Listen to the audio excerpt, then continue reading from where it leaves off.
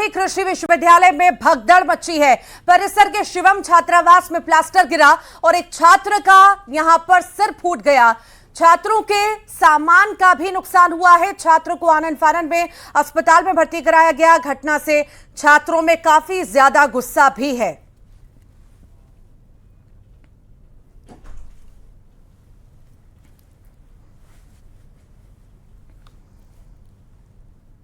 तो ये पूरा मामला रायपुर का है। इंदिरा गांधी कृषि विश्वविद्यालय में भगदड़ जैसी स्थिति नजर आई। परिसर के शिवम छात्रावास में प्लास्टर गिरा। ये तस्वीरें आप देख लीजिए। एक छात्र का इस दौरान सिर फूट गया। छात्रों के सामान का भी नुकसान हुआ है। यहाँ पर आनन फानन में अस्पताल में जो है घायल छात्रों को भर्ती करा दिया गया है।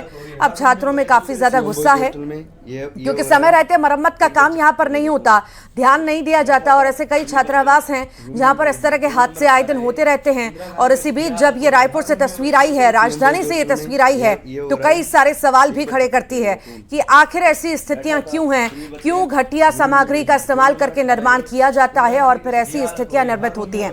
ज्यादा जानकारी भी लेंगे। सहयोगी तनु वर्मा हमारे साथ जुड़ गई हैं। तनु, आए दिन ऐसी तस्वीरें हम देखते हैं जब कहीं ना कहीं छात्रों को नुकसान ऐसे कारणों की वजह से होता है। समय रहते मॉनिटरिंग अगर छात्रावासों की हो, देखा जाए वहां पर पर्याप्त व्यवस्थाएं हैं नहीं है, कैसी स्थिति में छात्रावास हैं, तो शायद ऐसी स्थिति ना बने।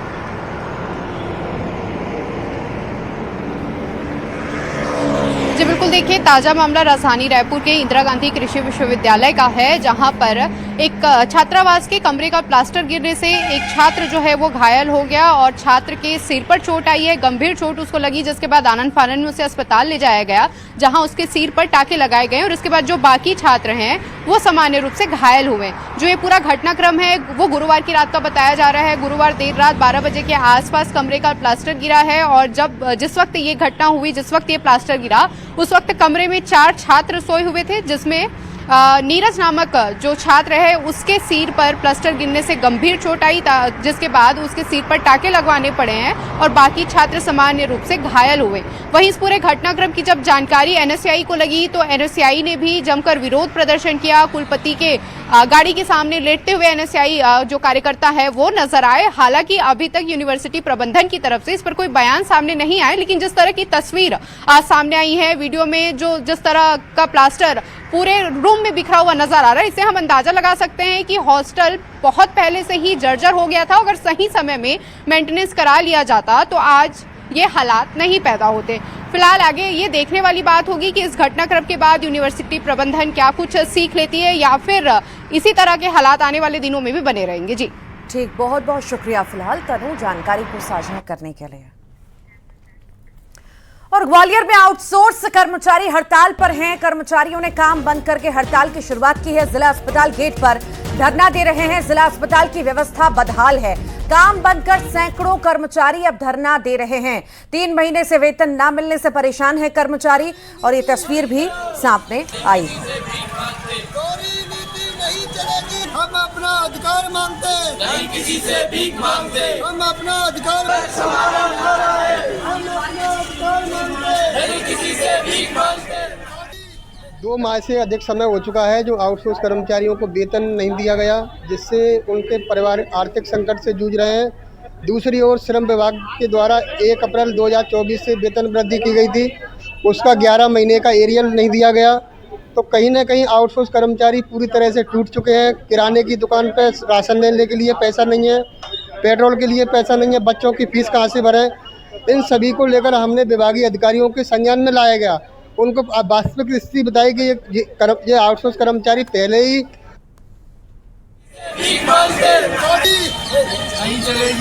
और ज्यादा जानकारी लेंगे। सुशील कौशिक हमारे साथ जुड़ गए हैं। सुशील, जिला अस्पतालों की व्यवस्थाएं कैसी हैं? ये किसी से छुपी नहीं है और इसी बीच यहाँ पर अब कर्मचारी जो हैं सड़कों पर उतरे हैं, वेतन की जो है मांग कर रहे हैं, उनके कई आरोप भी हैं। क्या स्थिति है और क्या क्या मांगे हैं और क्या कुछ आश्वासन अभी तक मिला, सब कुछ बताइए। देखिए, ग्वालियर में आउटसोर्स कर्मचारियों की जो हड़ताल है वो हड़ताल शुरू हो चुकी है और मुरार जिला अस्पताल में और कुल मिलाकर पूरे लगभग 300 के करीब आउटसोर्स स्वास्थ्य कर्मचारी ग्वालियर में, इसके अलावा पूरे मध्य प्रदेश में 30,000 संख्या है इन आउटसोर्स स्वास्थ्य कर्मचारियों की। और इनकी मांग यही है कि इनको 2-3 महीने से वेतन नहीं मिल पाता है और वेतन के साथ ही इनका वेतन भी काफी कम है। इसके साथ ही इनकी कई मांगे हैं जिनको लेकर लगातार ये प्रशासन से शासन से मांग करते रहे, लेकिन इनकी मांग पूरी नहीं हुई। अभी भी अगर मुरार की बात करें, ग्वालियर की बात करें, तो यहाँ की जो आउटसोर्स स्वास्थ्य कर्मचारी 3-3 महीने से इनको वेतन नहीं मिला है। ऐसे में इन लोगों का कहना यही है कि इनको परिवार का गुजारा करना महंगा पड़ रहा है, बच्चों के फीस जमा करने, परिवार के लोगों के भूखे मरने की स्थिति आ गई और 3-3 महीने से वेतन न मिलने के चलते जब लगातार सुनवाई नहीं हुई तो इन लोगों ने आज जो है आंदोलन कर दिया है। आज काम बंद हड़ताल शुरू कर दी है। मुरार जिला अस्पताल के मेन गेट पर बैठकर ये नारेबाजी कर रहे हैं और इनका कहना है कि जब तक उनकी मांगे नहीं मानी जाएगी, समस्या हल नहीं होगी, तब तक उनका आंदोलन इसी तरह से जारी रहेगा। पूरे प्रदेश भर में 30,000 आउटसोर्स कर्मचारी है स्वास्थ्य विभाग के, जिनकी हालत इसी तरह की बनी हुई है। यही वजह कि प्रदेशव्यापी आंदोलन जो है वक्त वक्त पर इनके होते रहते हैं और इन चेतावनी दी है कि अगर इस तरह की हालात नहीं सुधरे तो आने वाले समय में एक बार फिर से उग्र आंदोलन किया जाएगा। लेकिन अभी यहाँ सिविल सर्जन पहुंची है, इनको समझाने का प्रयास किया जा रहा है कि जल्द ही इनका वेतन डलवा दिया जाएगा और जो एजेंसी है उसके खिलाफ सख्त कार्रवाई की जाएगी। लेकिन ये कर्मचारी मानने के लिए तैयार नहीं है और लगातार आंदोलन, हंगामा और धरना प्रदर्शन कर रहे हैं। देख रहे हैं कि ये कब तक चलता है, इससे अस्पताल की व्यवस्था बाधित हो रही है, ये भी अस्पताल के अधिकारियों का मानना है। लेकिन कहीं ना कहीं दूसरे कर्मचारियों को यहाँ तैनात कर व्यवस्थाओं को सुचारू कराया जा रहा है। लेकिन अगर यही स्थिति रही तो आने वाले समय में स्वास्थ्य विभाग के जो अस्पताल है सरकारी, उनमें आउटसोर्स कर्मचारियों की हड़ताल के चलते हालात बिगड़ जाएंगे। ठीक, बहुत बहुत शुक्रिया। तो वहीं जबलपुर के लाडगंज थाना क्षेत्र में युवक का अपहरण कर उसकी बेरहमी से पिटाई करने का मामला सामने आया और दबंगों पर पुलिस का अब बड़ा हंटर इस मामले में चला है। दरअसल रुपयों के लेन देन के विवाद में बदमाशों ने युवक को बंधक बनाया और बेल्ट से उसकी बेरहमी से पिटाई की थी। संवेदनहीनता की हद पार करते हुए आरोपियों ने इस पूरी वारदात का वीडियो बनाया, उसे सोशल मीडिया पर अपलोड कर दिया। यही नहीं, युवक को छोड़ने के एवज में परिजनों से 95,000 रुपए की मोटी रकम वसूली गई। वीडियो सामने आने के बाद पुलिस प्रशासन हरकत में आया। लाडगंज थाना पुलिस ने त्वरित कार्रवाई की। 3 जो हैं आरोपियों को अब तक गिरफ्तार किया, सलाखों के पीछे भेजा और आगे अभी बाकी फरार आरोपियों की तलाश लगातार जारी है।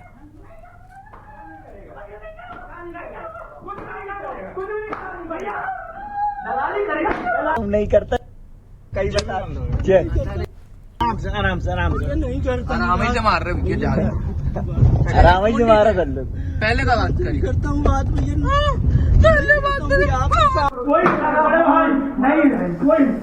ज्यादा जानकारी के लिए सहयोगी श्रीनिवास चौधरी हमारे साथ जुड़ गए हैं। श्रीनिवास, बर्बरता यहाँ पर की गई, किस तरह युवक को पिटाई की गई, हालांकि अब कुछ युवकों की गिरफ्तारी हुई है। जी बिल्कुल, आपको बताना चाहूंगा कि कल सोशल मीडिया में एक वीडियो एक युवक के साथ मारपीट, वो भी मारपीट में बेरहमी क्रूरता के साथ मारपीट का वीडियो सोशल मीडिया में वायरल हुआ, जिसमें कि बेल्ट और जो रबर के पट्टे होते हैं उससे मारपीट की गई थी। और ये वीडियो सोशल मीडिया वायरल होने के बाद कहीं ना कहीं पुलिस ने इस मामले को संज्ञान में लिया था और ये पूरा जो मामला था, ये जो वीडियो बताया जा रहा 30 जून का बताया जा रहा, जो कि लाडगंज थाना क्षेत्र के एक होटल वेलवेट है, उस होटल का बताया जा रहा है।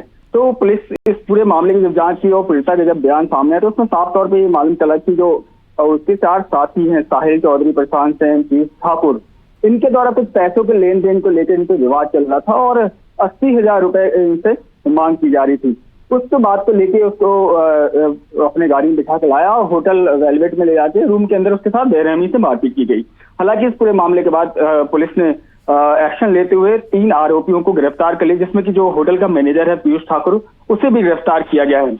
आपको बता दूं, जिस प्रकार की वीडियो सोशल मीडिया में वायरल हुआ, तो कहीं ना कहीं पुलिस का जो खौफ है वो कहीं ना कहीं कम हुआ है अपराधियों के जहन से, क्योंकि ये जो बताया जा रहा है कहीं ना कहीं पुलिस का साफ तौर पर ये कहना है कि ये चारों मित्र ही है और ये जो होटल का मैनेजर है और जो सत्येंद्र सिंह, जो पीड़ित पक्ष है सत्येंद्र सिंह ठाकुर, वो स्पा सेंटर में एक कर्मचारी है, इनके बीच कहीं ना कहीं पैसों का लेन देन था और लेन देन को लेकर ही विवाद हुआ था, जिसके बाद इतना क्रूरता और बेरहमी के साथ इस सभी चारों युवकों ने उसके साथ मारपीट की थी। हालांकि इनके पास से आरोपियों को गिरफ्तार किया तो एक चाकू सहित धारदार हथियार भी बरामद किया। बहरहाल पुलिस अभी एक फरार आरोपी की भी तलाश कर रही है। पुलिस का साफ तौर पर कहना है कहीं कहीं इस प्रकार जो घटनाएं हो रही, कहीं सामाजिक रूप से ये बहुत ही विभत्स तरीका दरिंदगी जो दिखाई गई थी, जिस प्रकार से मारपीट की, कहीं ना कहीं ये क्षमायोग नहीं है और और इसमें अपराधियों पे कठोर से कठोर कार्रवाई की जाएगी। ठीक, बहुत बहुत शुक्रिया।